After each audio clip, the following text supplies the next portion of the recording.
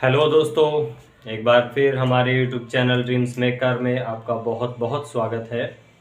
तो आज के बारे में हम जो टॉपिक पढ़ने जा रहे हैं तो वो बहुत ही महत्वपूर्ण टॉपिक होने वाला है और इतिहास का एक बहुत ही बड़ा विषय ये रहा है। तो जिसे आप जानते हैं सिंधु घाटी सभ्यता के नाम से। भारतीय समाज या मानव के संदर्भ में ये एक बहुत बड़ी बदलाव के रूप में इसे देखा जा सकता है, जिसमें कि हम देखेंगे कि मानव किस प्रकार से विकसित हुआ और किस प्रकार एक बहुत बड़े चरम पे या फिर आज की जो जैसे सभ्यताएं हैं या आज वर्तमान में जो परिस्थितियां हम देखते हैं वो परिस्थिति उस समय किस प्रकार से पहले ही आज से बहुत सालों पहले वो परिस्थितियां पहले ही जनरेट हो चुकी थी या स्थापित की जा चुकी थी। आज जैसी व्यवस्थाओं को आप देखते हैं उस प्रकार की व्यवस्थाएं लगभग हजारों साल पहले ही स्थापित की जा चुकी थी उस समय के मनुष्य के द्वारा। तो हम इस बारे में आज चर्चा करेंगे और आज के टॉपिक यानी कि सिंधु घाटी सभ्यता के बारे में आपको ज़्यादा से ज़्यादा जानकारी प्रदान करेंगे, जिसका उपयोग एग्ज़ाम या फिर किसी भी अन्य परीक्षा अर्थात यूपीएससी, पुलिस या फिर एसएससी वगैरह किसी भी प्रकार के कॉम्पिटिटिव एग्ज़ाम्स या फिर किसी अन्य प्रकार की जानकारी के संबंध में भी महत्वपूर्ण हो सकती है। तो शुरू करते हैं हमारा टॉपिक सिंधु घाटी सभ्यता। तो टॉपिक का नाम है सिंधु घाटी सभ्यता। इस नाम से आप लोग सभी परिचित होंगे। इस सभ्यता को हम हड़प्पा सभ्यता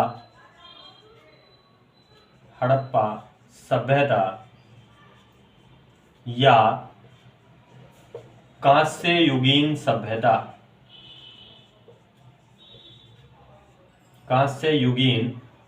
सभ्यता के नाम से भी जानते हैं, क्योंकि ये समय सबसे पहला समय था जब मनुष्य ने कांसे का उपयोग करना शुरू किया था।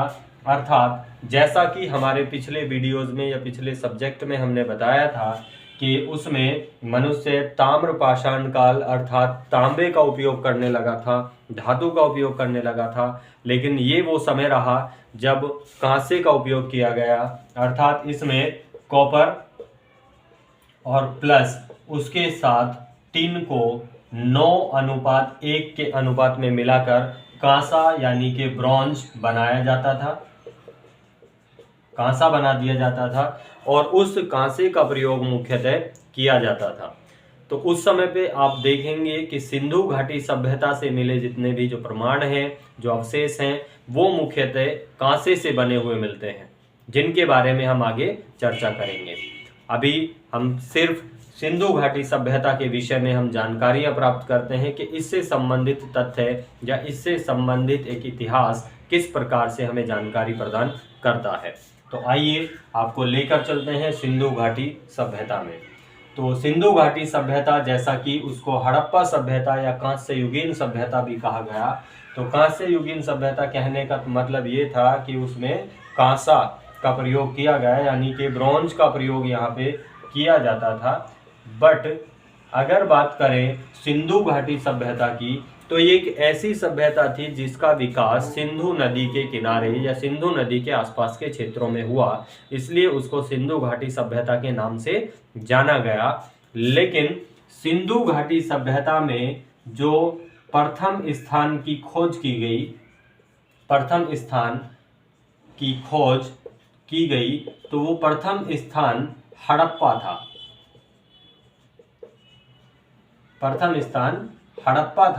तो इस नाम की वजह से इस सभ्यता को हड़प्पा सभ्यता के नाम से भी जाना गया।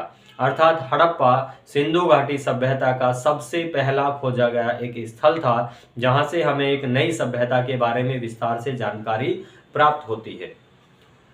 अब अगर हम चर्चा करें कि इस सभ्यता को किस प्रकार से खोजा गया या इसकी खोज में क्या महत्वपूर्ण तथ्य थे या किस प्रकार इसकी खोज की गई, तो आपको हम लेकर चलते हैं उस समय जब इतिहास में अंग्रेजों का शासन था और अंग्रेजों के शासन में जो आज वर्तमान में पाकिस्तान है, तो वहाँ जो पेशावर है, उस पेशावर वाले स्थान पर एक रेलवे लाइन का निर्माण किया जा रहा था अंग्रेजों के द्वारा। और उस रेलवे लाइन के निर्माण के करने के समय मजदूरों के द्वारा जब उस क्षेत्र में खुदाई की जा रही थी, तो वहाँ से कुछ काफ़ी पुरानी ईंटें वहाँ से प्राप्त हुई। और उन ईंटों को जो उस समय जो अंग्रेज थे, उसमें जो कर्मचारी थे, उन कर्मचारियों ने उन ईंटों का प्रयोग उस रेलवे लाइन में किया गया। लेकिन वो इस बात से अपरिचित थे कि वो जो ईंटें हैं वो कितने पुरानी हैं, या उनका संबंध किसी एक ऐसे रहस्य से हो सकता है जो आगे चलकर एक बहुत बड़ी सभ्यता के रूप में जाना जाएगा, या मनुष्य की सभ्यता के बारे में, या मनुष्य के जीवन की हजारों सालों पुरानी कहानियाँ या हजारों साल पुरानी यादगार दोबारा से ताज़ा हो जाएंगी।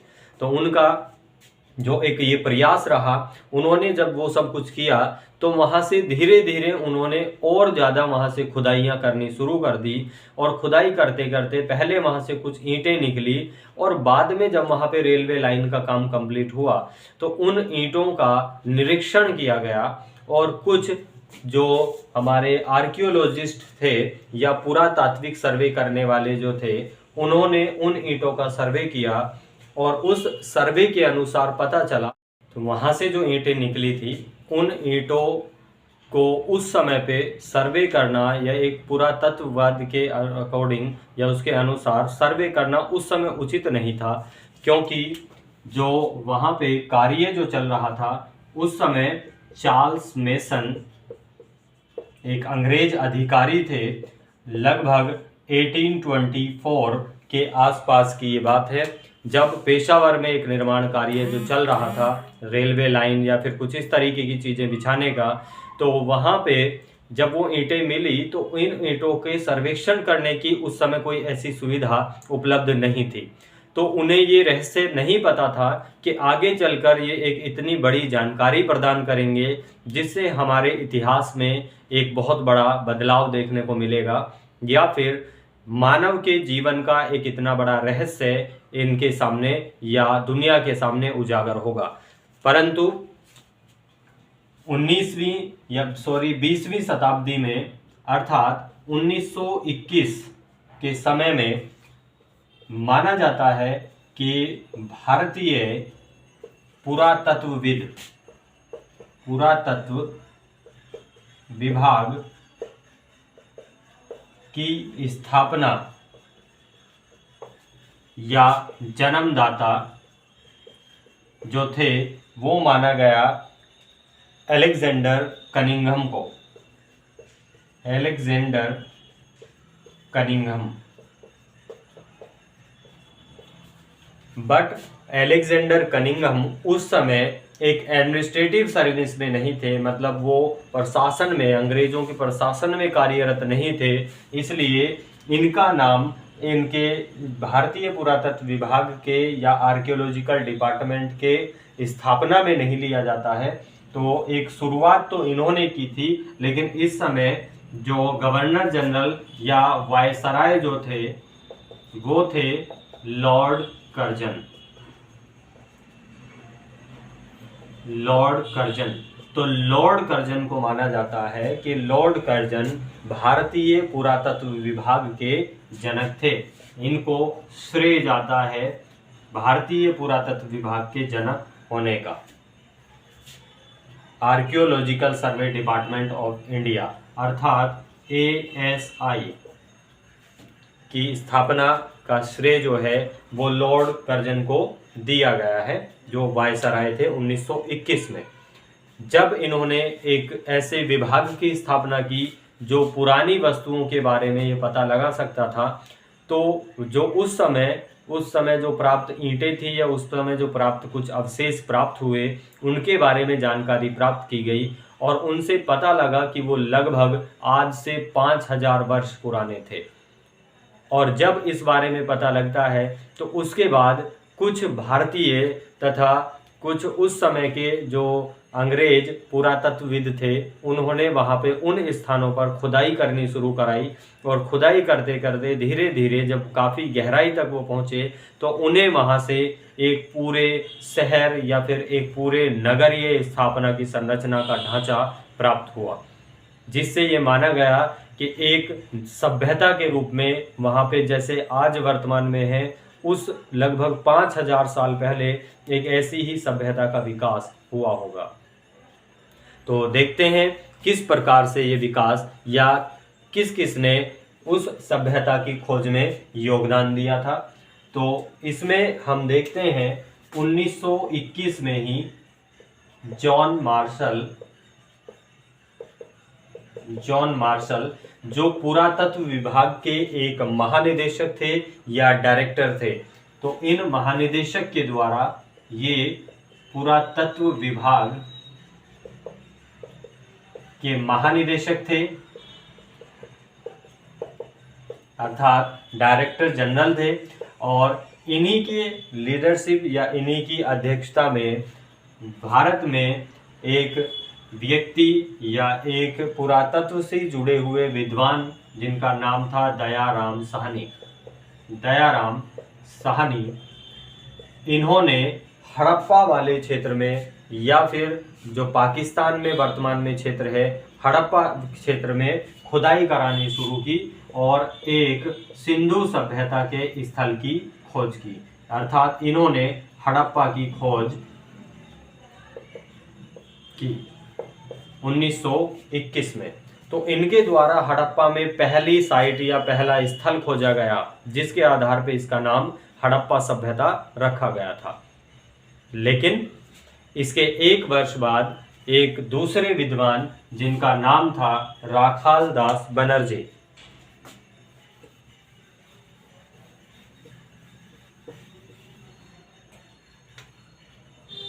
1922 में राखाल दास बनर्जी, इन्होंने एक दूसरा स्थल मोहनजोदारो, इस स्थल की इन्होंने खोज की, जो उस समय हड़प्पा सभ्यता से कुछ ही दूरी पर पाकिस्तान यानी कि आज का जो वर्तमान पाकिस्तान है, तो उसी क्षेत्र में मोहनजोदारो भी पाया गया। तो उस समय आप देख सकते हैं कि साल दर साल एक प्रकार से सिंधु घाटी सभ्यता के स्थलों की खोज की जाने लगी और एक एक करके इस प्रकार से विभिन्न क्षेत्रों का या विभिन्न स्थलों का पता लगाया गया, जिनमें कालीबंगा और जो कालीबंगा, लोथल, रंगपुर, सिंधु घाटी, ये हड़प्पा और मोहनजोदारो, बनावली आदि इसमें कुछ प्रमुख स्थान रहे हैं, जिनके बारे में हम आगे चर्चा करेंगे कि किस स्थान से या किस स्थल से सिंधु घाटी सभ्यता में कौन कौन सी चीज़ों को प्राप्त किया गया, जिनसे हमारे इतिहास में एक बहुत बड़ा बदलाव या एक बहुत बड़ी जानकारी हमें मिले। लेकिन अभी सिर्फ हम बात करेंगे सिंधु सभ्यता की चर्चा और सिंधु सभ्यता से जुड़े हुए कुछ महत्वपूर्ण तथ्यों के बारे में। तो ये जो था, ये एक सिंधु सभ्यता की या सिंधु घाटी सभ्यता या हड़प्पा सभ्यता की खोज का एक विस्तार से चर्चा रही। अब हम देखते हैं कि सिंधु घाटी सभ्यता का जो विस्तार है वो कहाँ से लगभग कहाँ तक देखा जाता है पूरे देश में या भारत में, या उस समय अगर बात करें तो लगभग कहाँ से कहाँ तक फैला हुआ है, तो इस बारे में हम चर्चा करते हैं।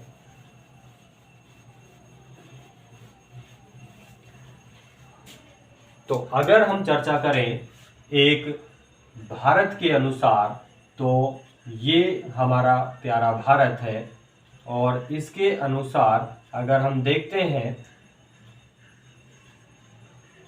तो यहाँ ये कुछ स्थान आप देखेंगे जिसमें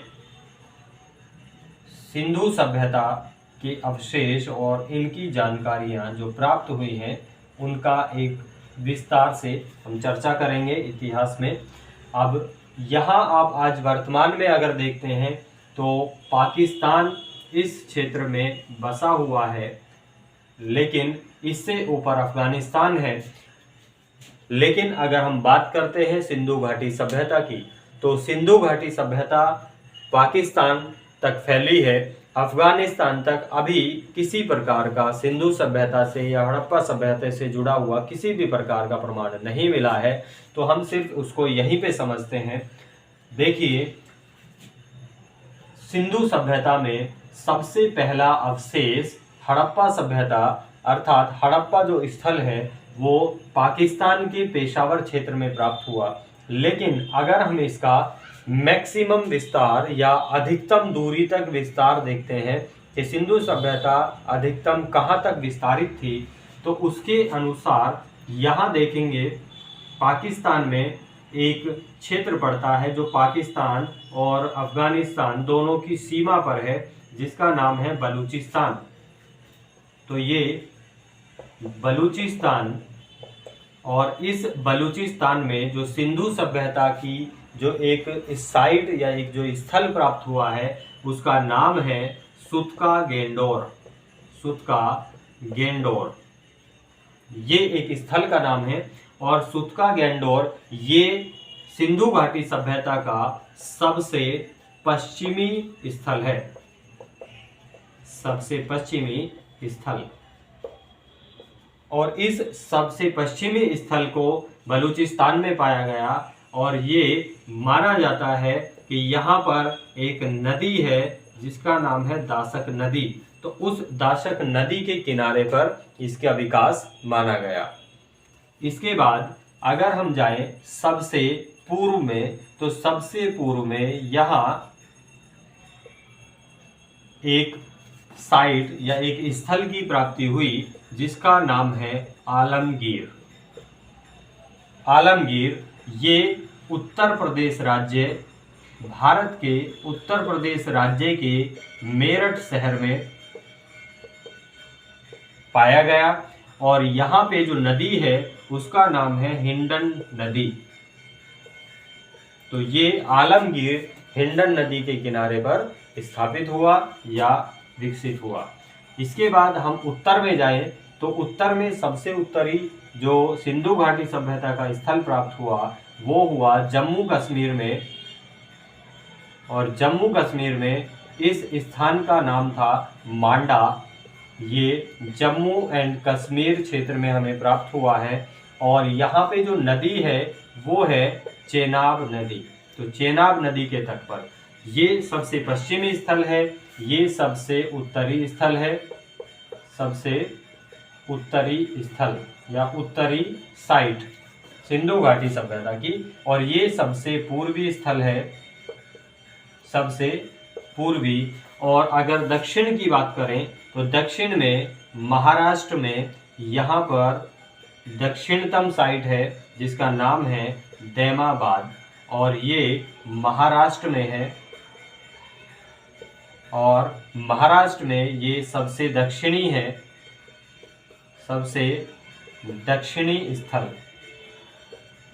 और इस स्थल का जो नदी है, यहाँ जो नदी है उस नदी का नाम है गोदावरी। तो ये गोदावरी नदी के तट पर विकसित हुआ। अब अगर हम एक इसको सीधी रेखा में मिला दें तो एक तरीके से देखा जाता है कि जो सिंधु घाटी सभ्यता रही है, ये सिंधु घाटी सभ्यता एक त्रिभुजाकार रूप में पाई जाती है। तो अगर बात करें सिंधु सभ्यता का विस्तार, तो ये एक त्रिभुजाकार आकृति में है। त्रिभुजाकार आकृति अर्थात एक ट्रायंगुलर शेप बनाती है। लेकिन अगर हम इसका सही मायने में विस्तार देखते हैं तो आलमगीर थोड़ा सा इनसे, इस लाइन से थोड़ा दूरी पर है। तो इसको अगर इस प्रकार से हम मिला दें तो ये एक चतुर्भुज या एक डायमंड शेप बनाता है। तो इसको त्रिभुजाकार या इसे डायमंड शेप भी कहते हैं, डायमंड आकार में। तो सिंधु सभ्यता का विस्तार या तो त्रिभुजाकार आप कहिए या फिर एक डायमंड आकार में विस्तारित पाया गया है। तो आई होप इतनी चीजें आपको बहुत अच्छे से समझ में आई होंगी। अब हम इसके बारे में आगे चर्चा करते हैं। इसको आप नोट कर लीजिए, अपनी कॉपी में इसको बनाइए और लिखिए, फिर हम आगे इस पे चर्चा करते हैं।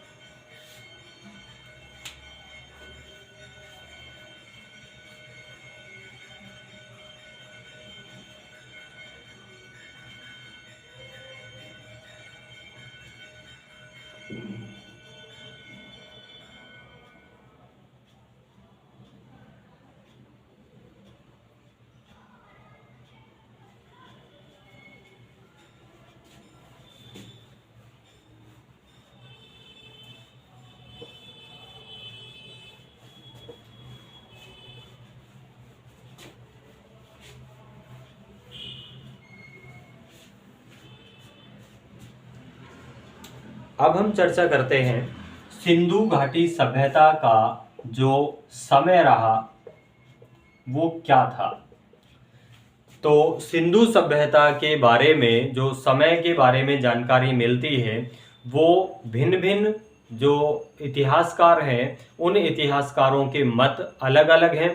तो सभी के मतों के अनुसार अगर हम एक औसतन या लगभग अगर हम माने तो लगभग 2500 से और 1500 बीसी या 2500 ईसा पूर्व से और 1500 ईसा पूर्व के बीच का कार्यकाल या एक समय सिंधु घाटी सभ्यता का रहा है।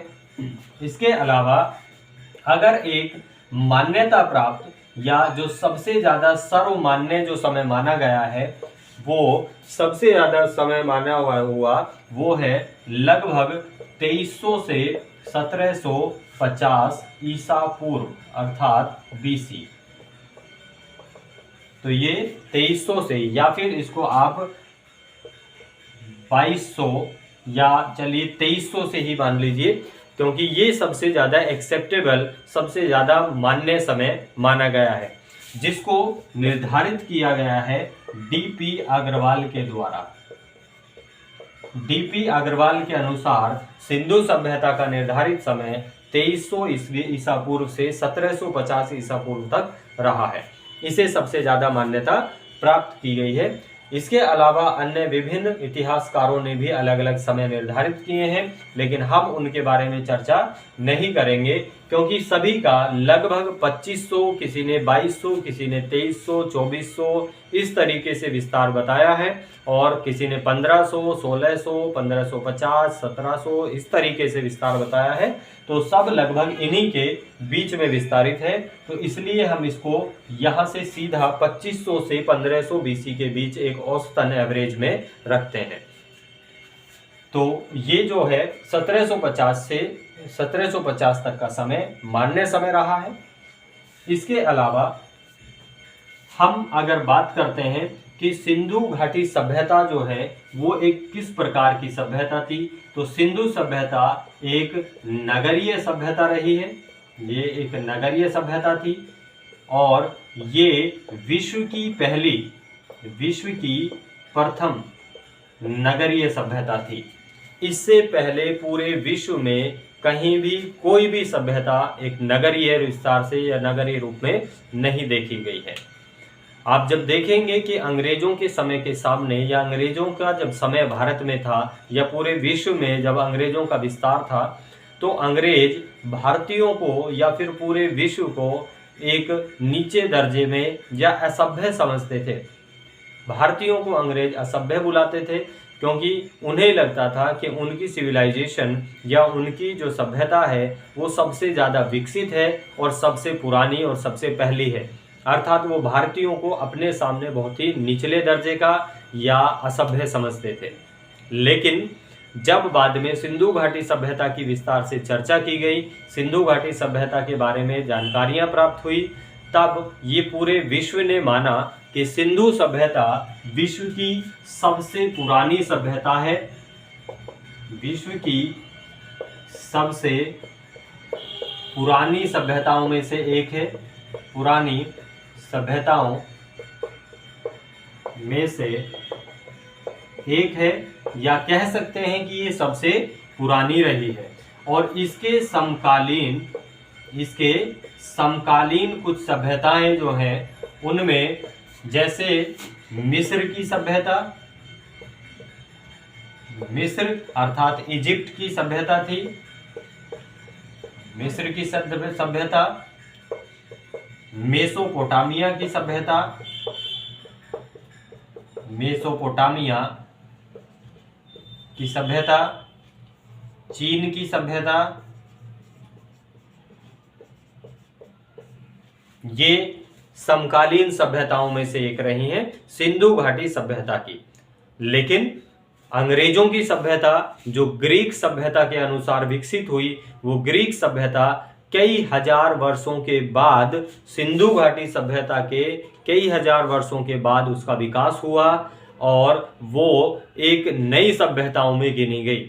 तो जब ये सब चीज़ें सिद्ध हुई, ये सब प्रूफ हुआ, तब अंग्रेजों ने जब भारत को आज़ाद किया, उसके बाद उन्हें जब ये रियलाइज़ हुआ तो उन्होंने भारत से एक माफ़ीनामे के द्वारा उस विषय में माफ़ी भी मांगी है और उसके संबंध में काफ़ी एक लेटर लिख के और ये सब चीज़ों के द्वारा माफ़ीनामा भी मांगा गया।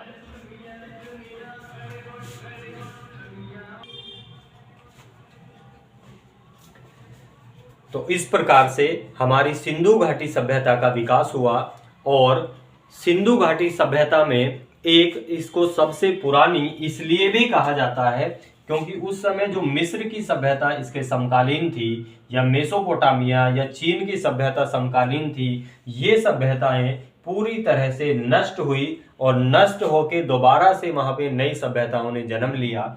लेकिन सिंधु घाटी सभ्यता हमारी ये सबसे पुरानी मानी जाती है क्योंकि उस सभ्यता के जो लोग थे, जब सिंधु सभ्यता का विनाश हुआ या सिंधु सभ्यता नष्ट हुई, तो उसके नष्ट होने के बाद वहाँ के जो नागरिक थे या वहाँ के सभ्यता के जो लोग थे, निवासी थे, उन निवासियों ने वहाँ से माइग्रेशन किया, अर्थात वो वहाँ से किसी दूसरे स्थानों पर जाकर बसने लगे और धीरे धीरे गंगा नदी घाटी की तरफ आके उन्होंने अपना बसाव शुरू किया और उनकी वो सभ्यता, उस समय की सभ्यता इसी प्रकार से आगे कंटिन्यू बनी रही और उनकी सभ्यता को आगे बढ़ा के एक वर्तमान सभ्यता लाया गया। ठीक है, तो इससे हमें ये समझ में आता है कि सिंधु घाटी सभ्यता का विकास किस प्रकार से हुआ। अब हम बात करते हैं, अब हम चर्चा करते हैं कि सिंधु घाटी सभ्यता का जो विनाश हुआ उसमें किस चीज का या किस प्रकार के कारकों का योगदान रहा, या सिंधु घाटी सभ्यता के विनाश का कारण क्या रहा, उसके बारे में थोड़ी चर्चा करते हैं।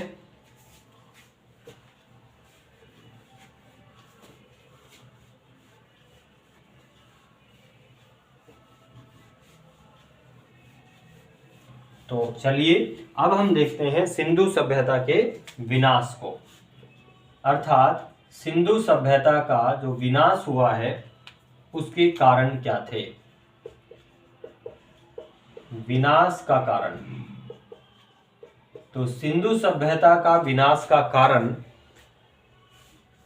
कई इतिहासकारों ने अलग अलग बताया है, परंतु जो सबसे मान्य कारण रहा है, जिसको सभी ने लगभग एक्सेप्ट किया है, तो वो था, सबसे मान्य कारण वो था जलवायु परिवर्तन। जलवायु परिवर्तन, और जलवायु परिवर्तन के अनुसार समझा गया कि इसके कुछ क्षेत्र जो हैं वो भूकंप के कारण प्रभावित हुए, कुछ क्षेत्र बाढ़ के कारण प्रभावित हुए, कुछ क्षेत्रों में जलवायु इतनी परिवर्तित हो गई कि सर्दी वाले क्षेत्र पूरी तरह से गर्मी वाले क्षेत्रों में अर्थात रेगिस्तानी क्षेत्रों में परिवर्तित हो गए, जिस वजह से वहाँ की पूरी सभ्यता, वहाँ के पूरे लोग या वहाँ पे जो रहने वाली एक जो नगरीय सभ्यता थी वो पूरी तरीके से नष्ट हो गई। ठीक है, तो भूकंप, बाढ़ या फिर सूखा, इस प्रकार के जो अलग अलग नेचुरल डिजास्टर है या फिर प्राकृतिक आपदाएं हैं, जिसमें आप जलवायु परिवर्तन के साथ प्राकृतिक आपदाओं को भी कह सकते हैं कि प्राकृतिक आपदा सिंधु घाटी सभ्यता के विनाश का कारण रही है। तो इसको सबसे ज्यादा मान्य किया गया है। ठीक है, तो चलिए हम आज यहीं पे रोकते हैं। तो आई होप आपको ये बहुत ही अच्छे से समझ में आया होगा, और अगर कोई डाउट है कोई चीज़ आपको समझ नहीं आती है तो आप कमेंट बॉक्स में लिख के हमसे किसी भी प्रकार का सवाल पूछ सकते हैं और उसका आई होप कोशिश करेंगे, मैं कोशिश करूँगा कि आपको उसका जवाब दिया जाए। ठीक है, तो चलिए ये हमारा आज का वीडियो इतना काफ़ी है, इतना ही रखते हैं। उसके बाद आगे हम लेके आते हैं कल। देखिए, तो यहाँ पे अभी जो हमने बात की इस बारे में जलवायु परिवर्तन, कुछ सिंधु घाटी सभ्यता के जो क्षेत्र थे उनका विनाश हुआ था, तो इसमें इसके संबंध में एक मूवी भी बनाई गई है जो ऋतिक रोशन जो उसमें एक्टर हैं, अभिनेता जो है, तो उनके आधार पे वहाँ मोहनजोदारो को पूरी तरीके से दिखाया और एक अंतिम जो भाग रहा अंत में या लास्ट में उसमें सिंधु सभ्यता के विनाश का कारण उसमें बाढ़ को ही दिखाया गया था। तो कुछ हद तक कुछ चीज़ों में वहाँ पर सच्चाई देखने को हमें मिलती है जो इतिहास के अनुसार बनाई गई है। तो ठीक है, आज के लिए इतना ही।